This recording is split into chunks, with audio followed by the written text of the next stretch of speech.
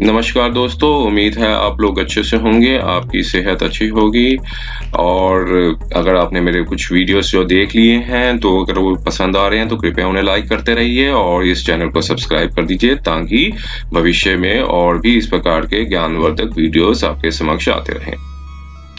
तो दोस्तों, ये जजमेंट बहुत ज़्यादा हेल्पफुल होने वाली है, अगर आप इस वीडियो को एंड तक जरूर देखिए। ये जजमेंट जो माननीय सुप्रीम कोर्ट ने दी थी और ये 2007-281/7282 2017 की जजमेंट है और ये जजमेंट आई थी जनवरी 2020 में।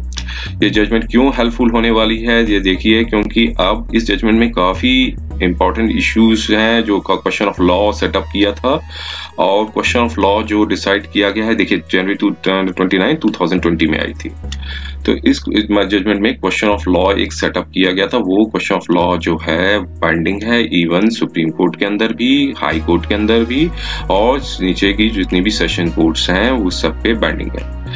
देखिए दोस्तों, पहले एक बात समझ लीजिए, पहले क्या होता था। पहले ये होता था कि जब भी एंटिसिपेटरी बेल लेने के लिए हम जाते थे, कोई भी पर्सन जाता था जिसको कोई थ्रेट है कि मेरे पर 498 का केस रजिस्टर्ड हो सकता है और वो सेशन कोर्ट जाते थे, तो सेशन कोर्ट इस ग्राउंड पे कई बार रिजेक्ट कर देते थे कि आपके ऊपर अभी FIR रजिस्टर्ड नहीं हुई है। अगर प्रोसीडिंग्स महिला सेल में पेंडिंग है तब भी एंटिसिपेटरी बेल नहीं दी जाती थी। कहा जाता था कि ये एक जो आपकी एप्लीकेशन है वो प्रीमेच्योर है। तो और दूसरी बात ये होती थी, जब एंटिसिपेटरी बेल दी जाती थी तो जो था उसके बाद एक टाइम लिमिट बता दिया जाता था, 2 महीना 1 महीना की टाइम लिमिट दी जाती थी और इसमें कोई कंडीशन नहीं लगाई जाती थी। सिर्फ ये कहा जाता था कि आप इस सेशन कोर्ट में जो इलाका मजिस्ट्रेट है, जुडिशियल मजिस्ट्रेट की जो कोर्ट है, वो जो मेट्रोपॉलिटन मजिस्ट्रेट की कोर्ट है, वहां जाइए, वहां जाकर सरेंडर कीजिए और वहां से एक रेगुलर बेल लीजिए। तो उस रेगुलर बेल में क्या होता था कि मजिस्ट्रेट साहब बेल बॉन्ड भरवाते थे, साथ में श्योरिटीज के लिए भी अरेंज करने को कहते थे और श्योरिटीज मिलने के बाद ही पूरी तरह से रेगुलर बेल मिलती थी, जो कि टाइम एंड तक चलती थी, ट्रायल तक। जो ट्रायल जब तक खत्म नहीं हो जाता था तब तक चलती थी। ये जजमेंट आने से देखिए दोस्तों, एक बात क्लैरिफाई हो गई है। एक तो था कि जो टाइम लिमिट है, वो टाइम लिमिट के ऊपर भी माननीय सुप्रीम कोर्ट ने अपनी ऑब्जर्वेशन एक डायरेक्शंस दी हैं जो कि बाइंडिंग है। और दूसरी ये भी कहा है कि अगर दोबारा से बेल लेने की जरूरत है, अगर एक बार एंटिसिपेटरी बेल मिल जाए तो दोबारा से जो कोर्ट के सामने सरेंडर करें और एक और रेगुलर बेल लें, उसके ऊपर भी एक डायरेक्शन दी है। तो उस डायरेक्शंस और क्वेश्चन ऑफ लॉ को जानने से पहले एक दफा हम कोड ऑफ क्रिमिनल प्रोसीजर को भी देखते हैं। और दोस्तों, एक और इम्पॉर्टेंट बात सामने आई है कि अब जो पहले जो अगर कोई प्रोसीडिंग्स अगर FIR रजिस्टर्ड नहीं है और अगर कोर्ट के समक्ष इस इम्पोर्टेंट तथ्य रख दिए जाते हैं कि हाँ मुझे डर है कि मुझे अरेस्ट किया जा सकता है, FIR रजिस्टर्ड हो सकती है, तब भी कोर्ट जो है एंटिसिपेटरी बेल दे सकती है। तो ये डायरेक्शंस माननीय सुप्रीम कोर्ट ने बताई है इस जजमेंट के माध्यम से।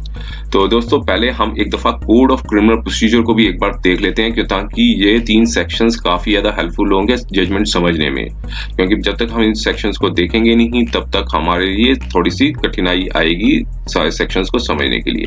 तो थोड़ा सा सिंपल वर्ड्स में हम बताएंगे, ज्यादा टेक्निकल इश्यूज पे नहीं जाएंगे, सिंपल वर्ड्स में जाएंगे। देखिए, कोड ऑफ क्रिमिनल प्रोसीजर है, इसमें एक सेक्शन 437 है। ये सेक्शन 437 ये लिखा था कि when bail may be taken in the case of the non bailable offence. तो उसमें 437 की जो सेक्शन प्रोविजन है, ये एक जब पर्सन अरेस्ट हो जाता था या डिटेन्ड हो जाता था वारंट से और पुलिस स्टेशन के सामने आते थे, जो पुलिस स्टेशन के सामने अरेस्ट हो जाते थे, तब फिर कोर्ट के सामने लिया जाता था और जो था कि जो पर्सन को बेल ग्रांट कर दी जाती थी, और लेकिन साथ में कंडीशंस इंपोज की जाती थी। वो कंडीशन 437 3 पोर्शन पार्ट के अंदर लिखी हुई है। वो क्या लिखी है? जब पर्सन अक्यूज्ड और suspected of the commission of any offense with imprisonment with may extend to 7 years or more, और offenses under जो भी offenses हैं इंडियन पीनल कोड के जो चैप्टर के अंदर डिफाइंड है, or abatement of conspiracy or attempt to murder, any offense is released on bail, such court shall impose the conditions number A that person shall attend in accordance with the conditions of the bail executed under this chapter. Court ने कहा कि अगर किसी person के ऊपर कोई charges लगे हैं, जो अक्यूज्ड है वो कुछ ऑफेंसेस के अंदर, जिसकी जो सजा है 7 साल तक की है, और जो 7 साल तक की सजा के जिनमें प्रावधान है सजा का, और जो कोई ऐसे ऑफेंसेस हैं जो chapter 6, chapter 16, chapter 17 Indian penal code के अंदर है, या फिर अबेटमेंट ऑफ, या फिर कॉन्स्पिरेंसी, या फिर attempt to commit such offence जो हैं, उसके अंदर अगर कोई ऑफेंस के चार्जेस लगे हैं तो पर्सन को अटेंड करना होगा कुछ कंडीशंस को जो बेल की एग्जीक्यूट की जाती है चैप्टर के अंदर। फिर साथ भी पोर्शन लिखा था कि कोई वो पर्सन दोबारा से ऐसा कोई ऑफेंस नहीं करेगा जो वो अक्यूज्ड है या सस्पेक्टेड है।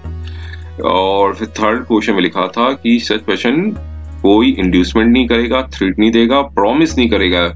जो भी person acquainted with the facts है, मान लीजिए कोई कंप्लेनेंट है या कोई उसके विटनेस है, उसको थ्रेट, इंड्यूसमेंट या कोई इस तरह का कोई लालच वगैरह नहीं देगा जिससे उसके जो कोर्ट में आके जो उन्होंने गवाही देनी है उस पर इफेक्ट पड़े, या फिर पुलिस ऑफिसर को इसका कॉन्टेक्ट करेगा, या फिर टेम्पर करने की कोशिश करेगा एविडेंस को।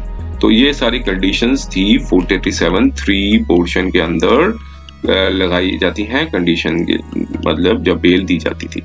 अब ये 438 को प्रोविजन को भी एक बार देख लीजिए, जो कि एंटिसिपेटरी बेल के लिए लिखा गया है। लेकिन दोस्तों एंटिसिपेटरी बेल वर्ड जो है वो डिफाइंड नहीं है कोड ऑफ क्रिमिनल प्रोसीजर में। कोर्ट्स ने अपनी सुविधा के लिए इसे वर्ड यूज कर रही है, जैसे उसे कहा गया है कि जो एक anticipatory bell means apprehension, anticipate करना बेल के लिए, मतलब बेल चाहिए, एंटिसिपेशन है उनको कि अरेस्ट होने की, एप्रीहेंशन है, तो इसीलिए वो बेल जो है वो 438 के अंदर ली जाती है। जितनी भी एंटिसिपेटरी बेल की एप्लीकेशन फाइल होती हैं वो 438 के अंदर फाइल की जाती हैं, सेशन कोर्ट हो चाहे माननीय हाई कोर्ट हो। तो देखिए अब इसमें दो कंडीशन थी। जब 438(2) की जो सीआरपीसी का प्रोविजन है वो ये बताता था कि जब कोर्ट जो है जब बेल देती थी, चाहे हाई कोर्ट हो चाहे सेशन कोर्ट हो, जब वो बेल देती है एंटिसिपेटरी बेल, तो ये कंडीशंस इंपोज करती है। वो नंबर 1 कि that condition that the person shall make himself available for interrogation by the police officer as and when required। जब भी पुलिस बुलाए इंटरोगेशन के लिए उसे हाजिर होना पड़ेगा। Number 2, a condition that person shall directly or indirectly made any inducement, threat or promise to any person। देखिए वही 437 का जो पोर्शन डिस्कस किया है उसी में ये भी कंडीशन लिखी हुई है कि पर्सन जो होगा वो कोई इंड्यूसमेंट नहीं करेगा, थ्रेट नहीं करेगा, प्रॉमिस नहीं करेगा जो विटनेसेस हैं उनको, और या फिर किसी पुलिस ऑफिसर को इस तरह के टेम्पर करेगा नहीं, इस तरह की जो चीजें हैं बताएं, कंडीशन इम्पोज किया। थर्ड पोर्शन बताया था कि इंडिया छोड़ के नहीं जाएगा, अगर जाना होगा तो परमिशन ऑफ द कोर्ट से लेके ही जा सकेगा जब एंटिसिपेटरी बेल ग्रांट की जाती है। नंबर 4 कंडीशन बताया था कि वो कोई भी ऐसी कंडीशन जो 437(3) पोर्शन में जैसे ऊपर डिस्कस की है वो ही कंडीशन जो इस पोर्शन में है वो ही एप्लीकेबल होगी 438(2) के अंदर। ये कंडीशन थी एंटिसिपेटरी बेल की। और एक दफा 439(2) का भी समझ लेते हैं पोर्शन क्या कहता है। सिर्फ पोर्शन ये कहता है कि ए हाई कोर्ट और session court may direct that a person who has released on bail under this chapter shall be arrested and commit him to the custody. तो अगर कोई पर्सन ने कोई एंटिसिपेटरी बेल पे रिलीज हुए हैं, जब बेल पे रिलीज हुए हैं, तो सेशन कोर्ट अगर कोई प्रोसिक्यूशन एप्लीकेशन मूव करता है 439 सब पार्ट 2 के अंदर, तो उसको पर्सन को अरेस्ट किया जा सकता है और कस्टडी में लिया जा सकता है जब तक वो पर्सन बेल पे है। तो उसके लिए एक 439 पार्ट 2 का एक प्रोविजन बना हुआ है। तो दोस्तों अब हम जजमेंट पे आते हैं जो माननीय कॉन्स्टिट्यूशनल बेंच सुप्रीम कोर्ट ने दी थी। ये कॉन्स्टिट्यूशनल बेंच ने ये जजमेंट क्यों दी है? देखिए इससे पहले माननीय सुप्रीम कोर्ट्स की जजमेंट्स आई थी बेल, एंटिसिपेटरी बेल के ऊपर, उनके बीच में एक कॉन्फ्लिक्टिंग ओपिनियंस आ रहा था। उस कॉन्फ्लिक्टिंग ओपिनियंस को इस जजमेंट ने दूर कर दिया है। तो जो जजमेंट्स कौन कौन सी थी देखिए, वो जजमेंट्स थी गुरु बख्श सिब्बा वर्सेस स्टेट ऑफ पंजाब की एक जजमेंट थी, ये एंटिसिपेटरी बेल के ऊपर दी गई थी। फिर उसके बाद महात्रे का केस काफी फेमस था, Siddharam Satyalingappa Mhetre versus state of Maharashtra, ये 2011 की साइटेशन थी। और उसके बाद फिर उसी को रिलाई किया एक और जजमेंट ने भद्रेश बिपिन भाई सेठ वर्सेस स्टेट ऑफ गुजरात। ये इसे वन साइड कहा गया। इनमें जो ओपिनियंस थे जजमेंट्स के, इनको कोर्ट्स ने एक साइड कर दिया, और जो इन तीनों जजमेंट्स का जो कॉन्फ्लिक्टिंग ओपिनियन था वो बाकी की जजमेंट्स के साथ हो रहा था, जो कि सलाउद्दीन अब्दुल्ला स्मात Shaikh versus state of Maharashtra के साथ। फिर उसी जजमेंट्स का जो कोर्ट्स ने रिलाई कर रही थी, इसी जजमेंट के ऊपर बाकी की जो जजमेंट्स पे कोर्ट ने रिलाई किया वो KL Verma versus state and other, Sunita Devi versus state of Bihar, Nirmaljeet Singh Kaur versus state of Madhya Pradesh, और HDFC bank limited versus JJ Manan और Satpal Singh versus state of Punjab. ये जजमेंट, ये सारी जो जितनी भी जजमेंट्स थी, ये इन्होंने सलाउद्दीन का जो केस था इस पे इसको रिलाई किया। तो सलाउद्दीन के केस के ऊपर ये सारी जितनी भी जजमेंट्स का नाम लिया, ये सलाउद्दीन के केस के ऊपर रिलाई कर रही थी, और बाकी जो महात्रे और बिपिन भाई देश की थी, भद्रेश बिपिन भाई देश वैसे स्टेट ऑफ गुजरात, और सीताराम महात्रे की जजमेंट और गुरु बख्श सिब्बा की जो जजमेंट में ये एक ओपिनियंस आया हुआ था, ये एक ओपिनियन को फॉलो कर रही थी। इनके बीच में जो कॉन्फ्लिक्टिंग ओपिनियंस थे उसके बेसिस पे लार्जर बेंच के पास भेजा गया, क्योंकि वो सारी जजमेंट्स जो भी सुप्रीम कोर्ट में हेयरिंग होती है वो डबल बेंच सुनती है, 2 जज होते हैं वो सुनते हैं। अब अगर जो भी कॉन्फ्लिक्टिंग ओपिनियन आ रहा है उन जजमेंट्स के बीच में, तो फिर उसको उन जजमेंट मतलब जो कॉन्फ्लिक्टिंग ओपिनियंस है वो एक कॉन्स्टिट्यूशनल बेंच के पास भेजा गया, जो कि लार्जर बेंच कॉन्स्टिट्यूट हुई सुप्रीम कोर्ट में, जिसमें माननीय 5 जजेस अपॉइंट हुए। मतलब अपॉइंट मीन्स जो उन सबको मतलब नॉमिनेट किया जजमेंट को, मतलब इसके ऊपर डिसाइड करने के लिए। तो अब उसमें क्वेश्चन ऑफ लॉ डिसाइड किया, तो क्वेश्चन ऑफ लॉ जो था वो ये निकल के आया कि whether the protection granted to a person under section 438 should be limited to a fixed period so as to enable the person to surrender before the trial court and seek regular bail, and whether the life of the anticipatory bail should end at the time and stage when the accused is summoned by the trial court। तो court में यही decide किया, इस question law के ऊपर decide किया कि अगर कोई पर्सन को 438 CRPC मींस एंटिसिपेटरी बेल मिल जाती है, तो क्या वो लिमिटेड पीरियड ऑफ टाइम तक के लिए है, ताकि वो जाके ट्रायल कोर्ट के सामने सरेंडर करे और एक रेगुलर बेल ले सके। एक ग्राउंड ये क्वेश्चन ऑफ लॉ डिसाइड करना था कोर्ट को। दूसरा क्वेश्चन ऑफ लॉ ये डिसाइड करना था कि लाइफ ऑफ एंटिसिपेटरी बेल मान लीजिए अपने आप एंड हो जाती है जब एक आदमी को समन कर दिया जाता है कोर्ट्स के द्वारा। मान लीजिए कोई एंटिसिपेटरी बेल मिल गई और रेगुलर बेल मतलब कोर्ट ने समन दिया और फिर जाके फिर वो रेगुलर बेल लेगा, तो ये चीज आ गई। तो ये क्वेश्चन ऑफ लॉ डिसाइड करना था।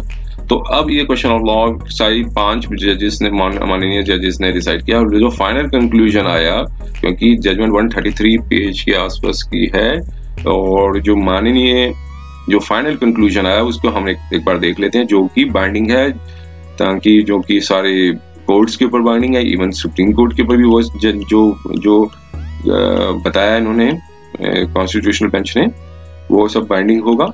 तो अब देखिए यहाँ पे इन्होंने कंक्लूजन बना दिया, फाइनल कंक्लूजन बना दिया, जो कि एक समराइज कर दिया पूरे को, जिससे काफी आसानी होगी समझने में। आप देखिए जो ये सारे डायरेक्शंस है सब जगह बाइंडिंग है, यही जजमेंट आपको आगे भी यूज हेल्पफुल होंगी।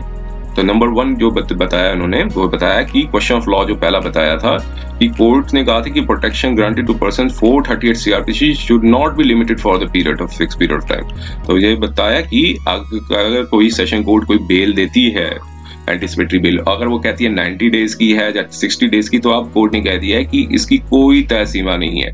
तो ये जो है वो जो है अनलिमिटेड पीरियड ऑफ टाइम तक हो गई है। जो फिर लेकिन साथ में एक चीज भी बता दी है, जैसे मैंने आपको बताया सेक्शन 437(3) विद 438(2) की जो कंडीशन थी वो इम्पोज कर सकती है। तो लेकिन जो थी कि टाइम लिमिट जो थी, अब उन्होंने कह दिया कि ये अक्यूज्ड के फेवर में दे दिया है कि अब कोई रिस्ट्रिक्शन ऑफ टाइम नहीं है। तो अब जजमेंट में की डायरेक्शन आ गई है, अब सारी नीचे की कोर्ट्स को यही फॉलो करना होगा कि अब कोर्ट लेकिन चाहे कोई कंडीशन लगा सकती है, अगर कोई सीरियसनेस आ रही है तो उस पर कोई कंडीशन लगा सकती है और एप्रोप्रिएट कंडीशन लगा सकती है। लेकिन ये केस टू केस जो फैक्ट्स, हर केसों के फैक्ट्स अलग होते हैं, लेकिन रूटीन मैनर पे, चूंकि 498 में इसलिए हेल्पफुल है क्योंकि 498 के केस रूटीन मैनर पे लगाए जाते हैं, तो ये जजमेंट काफी हेल्पफुल है। अब से टाइम लिमिट जो है वो नहीं है, और जो है एक बार एंटिसिपेटरी बेल ग्रांट कर दी जाएगी तो वो एंड जो है अनलिमिटेड पीरियड ऑफ टाइम होगी। लेकिन अगर सीरियसनेस है, कोई सीरियस ऑफेंसेस साथ लगाए हुए हैं, तो कोर्ट इम्पोज कर सकती है कंडीशन। ये बात भी माननीय सुप्रीम कोर्ट ने अपने डायरेक्शन में लिख दी है। अगर दूसरी चीज लिखी है कि सेकंड क्वेश्चन जो रेफर किया था, उन्होंने कहा कि एंटिसिपेटरी ऑर्डर एंड नहीं हो जाता है जब ट्रायल स्टार्ट होता है या फिर अक्यूज को समन किया जाता है कोर्ट के सामने। मींस अब ये निकल गया है कि अगर एंटिसिपेटरी बेल ग्रांट हो गई है, अब सेशन को कल को ट्रायल कोर्ट समन देती है, आप आओ, सेक्शन 207 सीआरपीसी के अंदर कोई डॉक्यूमेंट्स आपको दे रही है कि चार्जेस आपके ऊपर चार्जशीट कलेक्ट कीजिए और आके अगली डेट पे आपके चार्जेस फ्रेम होंगे, तो अब दोबारा से बेल लेने की जरूरत नहीं है, क्योंकि डायरेक्शन आ गई है माननीय सुप्रीम कोर्ट की। तो अब जो एंटिसिपेटरी बेल जो है उसका जो टाइम लिमिट जो है वो किसी स्पेसिफिक पीरियड ऑफ टाइम तक नहीं होगी, और जब समन आ जाता है कोर्ट के सामने तब भी एंटिसिपेटरी बेल मान्य रहेगी। और जब तक जाफिर साथ में कंडीशन भी लगा दी कि अगर कोई स्पेशल और पेक्युलर फैक्ट्स हैं तो फिर उस टेन्योर का सुप्रीम जो एंटिसिपेटरी बेल को जो है लिमिट कर सकती है, कोई स्पेशल और पेक्युलर फैक्ट्स फीचर्स है। लेकिन ये रीजंस माननीय कोर्ट को अपनी जजमेंट में लिखने होंगे, अपने ऑर्डर में लिखने होंगे। तो ये सारी चीजें बता भी दी कि स्पेशल फैक्ट्स है, नहीं तो मैकेनिकल मैनर पे कहें कि आइए और रेगुलर बेल दोबारा से लीजिए, तो ये जजमेंट डायरेक्शंस अब आ गई हैं। तो इस पे आप देख सकते हैं, ये डायरेक्शन काफी हेल्पफुल है। उसके बाद फिर कोर्ट ने अपनी गाइडलाइंस बताई, क्वेश्चन और लॉ दोनों डिसाइड हो गए। पहला थी कि कोई टाइम समय नहीं है, दूसरा कि एंटिसिपेटरी बेल ग्रांट हो जाए तो दोबारा से रेगुलर जो बेल है जो है कि एंटिसिपेटरी बेल जो है वो खत्म नहीं होगी, वो पूरे ट्रायल तक चालू होगी जब तक आपको एंटिसिपेटरी बेल मिल जाती है। तो फिर बाद में कुछ गाइडलाइंस भी बताई, जो गाइडलाइंस आपके लिए बहुत बहुत हेल्पफुल होने वाली है। देखिए अब एक बताया है, तो पहले बताया कि जो दोनों जजमेंट्स थी, जैसे मैंने आपको ऊपर बताया, तो उन्होंने बताया कि जो गुरु बख्श सिब्बा की जो जजमेंट थी, जब उसमें ये बताया जाता था, उसमें बताया गया था जजमेंट में कि अगर पर्सन को कोई एप्रीहेंशन है अरेस्ट की, तो एप्लीकेशन जो है वो रेज करेगा, अपने कॉन्क्रीट फैक्ट्स लिखेगा, कोई जनरल वेग एलिगेशंस नहीं, कॉन्क्रीट फैक्ट्स बताने होंगे आपकी जब भी एंटिसिपेटरी बेल एप्लीकेशन फाइल करेंगे, जो कि स्पेसिफिक ऑफेंसेस से रिलेट होंगे। तो फिर एप्लीकेशन जो है एंटिसिपेटरी बेल की एसेंशियल, उसमें जरूर इंपॉर्टेंट फैक्ट्स होने जरूरी हैं, कुछ अगर कोई मटेरियल डॉक्यूमेंट भी साथ है तो वो भी साथ लगा सकते हैं। और फिर उसको आपको बताना पड़ेगा कि क्यों आपको एप्रीहेंशन है अरेस्ट की। जब कोर्ट को लगेगा कि ये एप्लीकेशन में इंपॉर्टेंट फैक्ट्स लिखे हुए हैं, तो कोर्ट उसको एनालाइज करेंगी, एवेल्युएट करेंगी कि थ्रेट और एप्रीहेंशन को कि किस तरह के, और साथ में क्या ग्रेविटी ऑफ ऑफेंसेस हैं, सीरियसनेस है उस इश्यू पे, वो सबको डिसाइड करेगी। फिर साथ में ये लिख दिया है, it is not essential that application should be moved only after the FIR is filed. तो अब ये क्लेरिफाई कर दिया, it can be moved earlier so long as the facts are clear and there is a reasonable basis for the apprehension of threat. तो ये case 498 में काफी helpful क्यों है, क्योंकि इस तरह ये है, क्योंकि FIR जो है वो रजिस्टर्ड होती है और तभी एंटिसिपेटरी बेल मिलती है। अगर लग रहा है कि थ्रेट्स आ रही हैं, कोई आपके पास मटेरियल फैक्ट्स हैं आपके पास, आप कोर्ट के समक्ष वो कॉन्क्रीट फैक्ट्स रख सकते हैं, तब जो है कोर्ट्स जो है वो आपको एंटिसिपेटरी बेल ग्रांट कर सकती है। रिजेक्ट नहीं करेगी कि रूटीन मैनर पे कि FIR रजिस्टर्ड नहीं है, क्योंकि माननीय सुप्रीम कोर्ट ने डायरेक्शंस दे दी है कि FIR फाइल होने से जरूरी नहीं कि FIR फाइल हो जाए तभी आपको एंटिसिपेटरी बेल मिली है। It can be moved earlier, साफ साफ क्लियर कर दिया, it can be moved earlier. So लेकिन फैक्ट्स क्लियर होने चाहिए, वेग फैक्ट्स नहीं कि हाँ मुझे हो सकता है मुझे गिरफ्तार कर लिया जाए या हमारी फैमिली को गिरफ्तार कर लिया जाए, ऐसे नहीं। कॉन्क्रीट फैक्ट्स हैं, कोई थ्रेट्स हो या कुछ आपके पास इंपॉर्टेंट चीजें हों, या फिर कुछ कहीं भी कोई भी मतलब जो भी डॉक्यूमेंट्स अवेलेबल हो जिससे लग रहा हो कि इम्प्लीकेशंस हाई हैं, जियोपर्डाइज्ड हो जाएंगे, ओल्ड एज फैमिली मेंबर्स हैं, काफी कुछ हैं, ग्राउंड्स हैं वो रेज कर सकते हैं जिससे थ्रेट्स बनी हुई है बाकी फैमिली मेंबर्स को। तो ये चीज आप अपनी एंटिसिपेटरी बेल के एप्लीकेशन में जब फाइल करेंगे तो इशू उठा सकते हैं। साथ में ये बताया कि it may be advisable for the court with an application 438 depending on the seriousness of threat to issue notice to the public prosecutor and obtain facts even while granting limited interim anticipatory bail. Court ने कहा कि जब आप anticipatory bell file करेंगे तब court जो है notice देगी पब्लिक प्रोसिक्यूटर को भी, ताकि इंपॉर्टेंट तथ्य सामने आ सकें। तो ये चीज बताई उन्होंने। फिर यहाँ पे साथ में ये लिखा है, थर्ड पोर्शन में लिखा है इस डायरेक्शन में, 438 सीआरपीसी में कंपेल नहीं किया जाएगा कि कोर्ट को कि आप एक कंडीशन इम्पोज करें और on the filing of FIR, जाकि एफआईआर रजिस्टर्ड होने का इंतजार करें, या फिर रिकॉर्ड करें स्टेटमेंट को विटनेसेस को ड्यूरिंग द पुलिस इन्वेस्टिगेशन और इंक्वायरी के दौरान। लेकिन जब यह लिखा, साथ में ये भी बता दिया कि जब एप्लीकेशन जो एंटिसिपेटरी बेल की मतलब कंसीडर की जाएगी, तो कोर्ट को नेचर ऑफ ऑफेंस को देखना होगा कि और उसका रोल क्या है पर्सन का, और कि क्या वो दोबारा से इन्वेस्टिगेशन को इन्फ्लुएंस कर सकता है, या फिर एविडेंस को टेम्पर कर सकता है, या फिर कंट्री छोड़ के जा सकता है, भाग सकता है। ये सारे फैक्ट्स को देखना होगा कि ये सारी चीजें अगर सेटिस्फाइड हैं तो फिर जो कोर्ट जो है कंडीशन इम्पोज कर सकता है, जैसा मैंने अभी आपको बताया 437(3) सीआरपीसी के अंदर और 438(2) सीआरपीसी के अंदर जो कंडीशंस इम्पोज की हुई हैं। तो फिर साथ में कोर्ट ने बताया कि अदर रिस्ट्रिक्टिव कंडीशंस की जो होंगी वो केस टू केस बेसिस पे जज की जाएंगी, और जो भी मटेरियल्स प्रोड्यूस करती है स्टेट, अगर कोई स्टेट कुछ डॉक्यूमेंट्स ऐसे ले आती है आपकी अपोज बेल को अपोज करने के लिए, उस तथ्यों को भी देखेगी, उसके बाद केस टू केस बेसिस पे डिसाइड करेगी। लेकिन साथ में ये बताया कि स्पेशल और रिस्ट्रिक्टिव कंडीशन में भी इम्पोज की जा सकती है अगर केस लगे कि मतलब जो मतलब केस कोर्ट को लगे कि इस केस में जरूरी है, लेकिन साथ में कह दिया कि रूटीन मैनर पे इम्पोज नहीं करेगी। अब जैसे 498 का केस है, वो तो रूटीन मैनर के रजिस्टर्ड किए जाते हैं। वुमेन ने एफआईआर रजिस्टर की, वुमेन सेल गया, फिर एफआईआर रजिस्टर्ड हुई, फिर जब उससे पहले मतलब एंटिसिपेटरी बेल के लिए भागना पड़ा, तो ये तो एक रूटीन मैनर का केस है। तो ऐसे में कोई कंडीशंस इम्पोज नहीं की जाएगी। लेकिन केस टू केस सीरियसनेस कितनी है, ग्रेविटी ऑफ ऑफेंस क्या है, रोल क्या है पार्टी का, मतलब जो भी पिटिशनर का, वो सारे फैक्ट्स को देखा जाएगा कि कंट्री छोड़ के तो नहीं भाग सकता ये, तो इस कब को कोर्ट जो है चाहेगी तो लिमिट भी कर सकती है एंटिसिपेटरी बेल को लिए। लेकिन लिमिटिंग कंडीशंस जो है मे नॉट बी इनवेल्यू, हर केस में नहीं इम्पोज होगी। तो ये देखिए, ये जजमेंट काफी हेल्पफुल हो रही है आपके लिए। अब आगे और देखिए, कोर्ट्स चौथा पॉइंट्स में बताया है कि nature of offense, gravity of offense, role attributed by the applicant and the facts of the case while considering the application, anticipatory bail or refuse it. Whether to grant or not is the matter of a judicial discretion. Equally, whether if so, what kind of special conditions are to be imposed or not are depend on the facts of the case, subject to the discretion. देखिए यहाँ पर भी न्यायालय की description पे दे दिया। अब ये जुडिशियल जो डिस्क्रिप्शन है वो भी एक रूल ऑफ मतलब जो है एक न्याय संगत होना चाहिए, कि ऐसे नहीं कि आर्बिट्रेरी मैनर पे। डिस्क्रिप्शन जरूर दिया है कोर्ट को दिया है कि आप अपना जुडिशियल डिस्क्रिप्शन यूज कीजिए। अगर उसमें भी कोई चीज आ रहती है तो फिर सब्जेक्ट टू बी चैलेंज होगा, रिवीजन फाइल कर सकते हैं उस कोर्ट के ऊपर। अगर लगेगा कि लीगल इनप्रॉपरिटी नहीं है, या फिर एरोनियस है, या फिर इलीगल है ऑर्डर, जुडिशियल डिस्क्रिप्शन इलीगल है, तो कोर्ट की जुडिशियल डिस्क्रिप्शन की पावर तो मेंटेन है, लेकिन वो भी कानूनन तौर पे होनी चाहिए। अब यहाँ पे लिखा है कि application anticipatory bell granted can depend upon the conduct and behavior of the accused continuing after the filing of the charge sheet till end of the trial।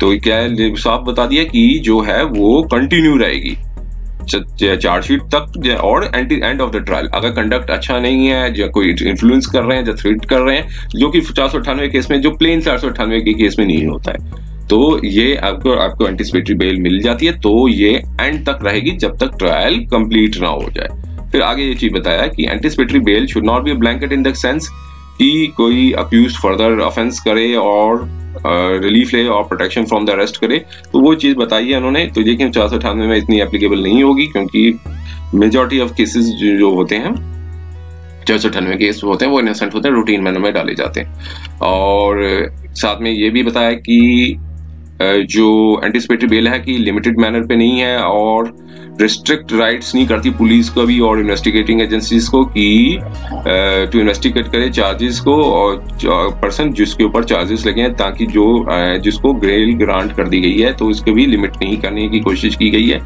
तो फिर साथ में ये भी लिख दिया आगे, it is open for the investigating agency to move the court which grants anticipatory bail for the direction the 439(2) CRPC to arrest the accused। जो मैंने अब पर डिस्कस किया है, अगर लगेगा कि थ्रेट है, इन्फ्लुएंस कर रहा है, तो प्रोसिक्यूशन एजेंसी के पास भी राइट बनेगा कि वो 439 2 CRPC के अंदर एप्लीकेशन मूव करें ताकि कैंसिलेशन के लिए बेल के लिए जा सकें।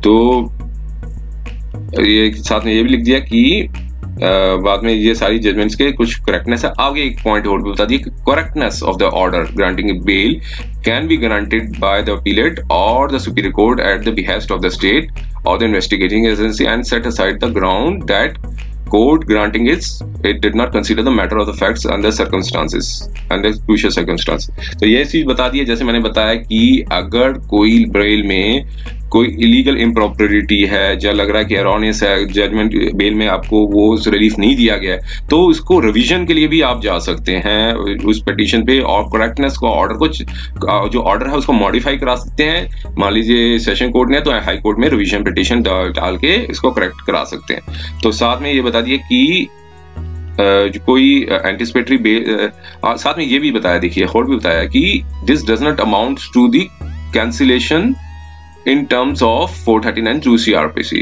तो ये सेल्फ एक्सप्लेनेटरी है। आगे हम देखते हैं 12th में बताया है कि जो जजमेंट्स थी, अब जो फाइनल कंक्लूजन जब निकल गया कि जो महात्रे की जो जजमेंट्स थी उसमें ये बताया था कि कोई रिस्ट्रिक्टिव कंडीशन नहीं होनी चाहिए।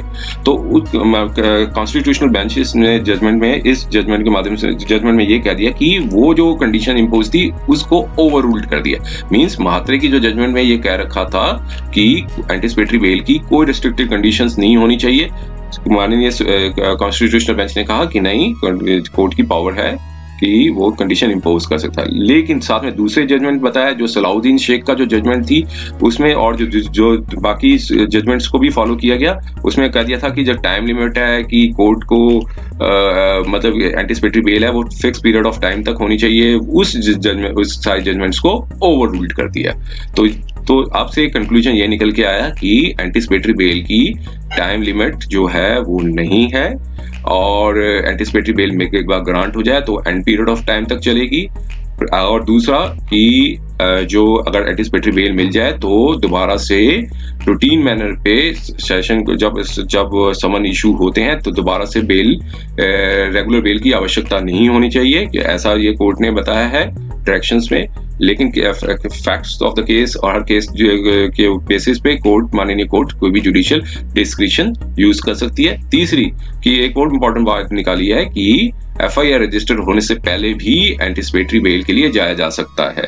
तो पहले जैसे कई कोर्ट्स न्यायालय नोटिस बेल देती थी, लेकिन वो भी कोड ऑफ क्रिमिनल प्रोसीजर के अंदर डिफाइंड नहीं था। लेकिन अब ये जजमेंट आ चुकी है कि अब FIR अगर लगे कि थ्रेटिंग आ रही है और लग रहा है कि अरेस्ट होने के चांसेस है, अपने कॉन्क्रीट फैक्ट्स आपको एंटिसिपेटरी बेल के एप्लीकेशन में लगाने हैं, और अगर कोर्ट को लगेगा कि ये जो जजमेंट मतलब जो एंटिसिपेटरी बेल ग्रांट कर देनी चाहिए FIR रजिस्टर होने से पहले, तो वो ग्रांट कर सकती है। और जो भी ऑर्डर आएगा सेशन कोर्ट का वो भी सब्जेक्ट टू दी करेक्टनेस के लिए आगे जाया जा सकता है उच्चतम न्यायालय के पास। तो दोस्तों ये था काफी, ये वीडियो काफी हेल्पफुल रहा होगा, काफी प्रॉब्लम्स को सॉल्व करने वाला वीडियोस है ये, जो स्पेशली जो वो लोग जिनके ऊपर अभी FIR रजिस्टर्ड नहीं हुई है, या फिर थ्रेटनिंग फेस कर रहे हैं, या फिर उनको थ्रेटनिंग्स मिल रही है 498 केस में, तो ये जजमेंट बहुत हेल्पफुल होने वाली है उनके लिए। तो कृपया अगर जजमेंट आपको, ये वीडियो आपको पसंद आया तो कृपया इसको लाइक कर दीजिए और इस चैनल को सब्सक्राइब कर दीजिए, ताकि भविष्य में और भी इस प्रकार के वीडियोस आपके समक्ष समय समय पर आते रहें। समय देने के लिए बहुत बहुत धन्यवाद।